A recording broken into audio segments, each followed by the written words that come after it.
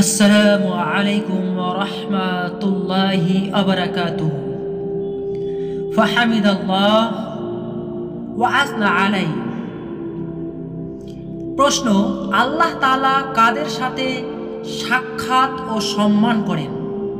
উত্তর: মসজিদে আগন্তুক সালাত আদায়কারী ব্যক্তির সাথে আল্লাহর সাক্ষাৎ ও আল্লাহ তাআলা তাদের সম্মান করেন। عن سلمان رضي الله تعالى عنه أن النبي صلى الله عليه وسلم قال সালমান ফারসি রাদিয়াল্লাহু তাআলা আনহু থেকে বর্ণিত,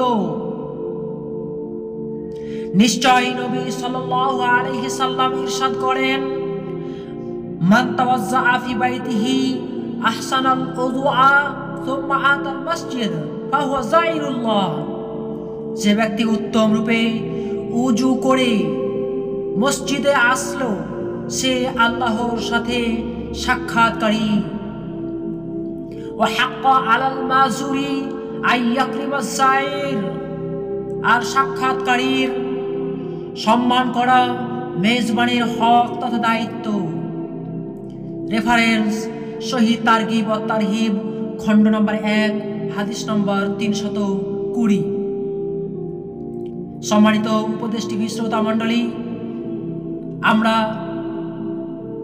আলোচ্য হাদিস দ্বারা স্পষ্টভাবে বুঝতে পারলাম আল্লাহ রাব্বুল আলামিন ওই সমস্ত মানুষের সাথে সাক্ষাৎকারী এবং তাদের সম্মান করেন যারা উত্তম রূপে ওযু করে মসজিদে সালাত আদায়ের জন্য রওনা হয়। আল্লাহ রাব্বুল আলামিন তাদের সাথে সাক্ষাৎকারী এবং তাদেরকে সম্মানকারী। আলোচ্য হাদিস দ্বারা আমরা স্পষ্টভাবে বুঝতে পারলাম যে আল্লাহ রাব্বুল আলামিন মুসাল্লিদের জন্য তিনি সাক্ষাৎকারী এবং তাদের সম্মানকারী। সম্মানিত শ্রোতা মণ্ডলী, জান্নাত মানুষের জন্য আল্লাহ তাআলা রেডি করে রেখেছেন, কিন্তু এই জান্নাত যাবে কারা? সমস্ত আমল নির্ভর করে সালাতের উপরে। যার সালাত নেই তার কিছুই নেই, যার সালাত আছে তার সব আছে।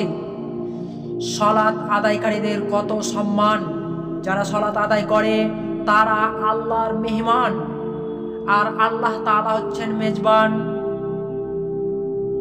আল্লাহ তাআলা নিজের উপরে দায়িত্ব করে নিয়েছেন যে তিনি তার মেহমানের সাথে সাক্ষাৎ করবেন।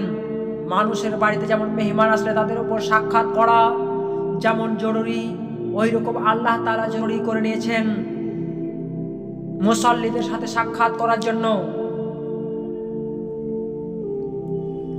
এবং তাদের সম্মান করার জন্য। রাসূল সাল্লাল্লাহু আলাইহি সাল্লাম ইরশাদ করেন যে তোমাদের বাড়িতে যদি মেহমান আসে, সে যদি তোমার শত্রু হয় তাহলে তোমরা সম্মান করো।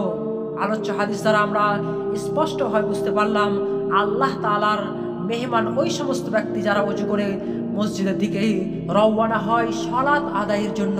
সম্মানিত শ্রোতা মণ্ডলী, আপনাদের কাছে বিনীতভাবে আমার করজোর নিবেদন, যারা সালাত আদায় করেন না তাদের কাছে আমার বিনীতভাবে নিবেদন, আপনারা এখন থেকেই যারা আমার এই আলোচনাটি শুনছেন অবশ্যই সালাত আদায় করুন।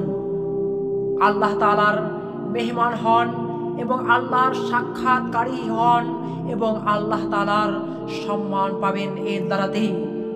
সূরা আলাকের মধ্যে আল্লাহ তাআলা রাসূল সাল্লাল্লাহু আলাইহি সাল্লামকে সম্বোধন করে বলছেন, ওয়াসজুদ, আপনি সিজদা করুন, ওয়াকতারিব, আর আমার নিকটবর্তী হয়ে যান। আপনার রবের নিকটবর্তী হয়ে যান।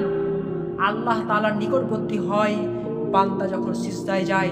সম্মানিত শ্রোতা মণ্ডলী, যারা আমরা সালাত আদায় করি না, এখন এই মুহূর্ত থেকে আমরা সালাত আদায়ের অঙ্গীকারবদ্ধ হব এবং এর সাথে সাথে সমস্ত ভালো কাজের প্রতি আমরা অগ্রগামী হব ইনশাআল্লাহ।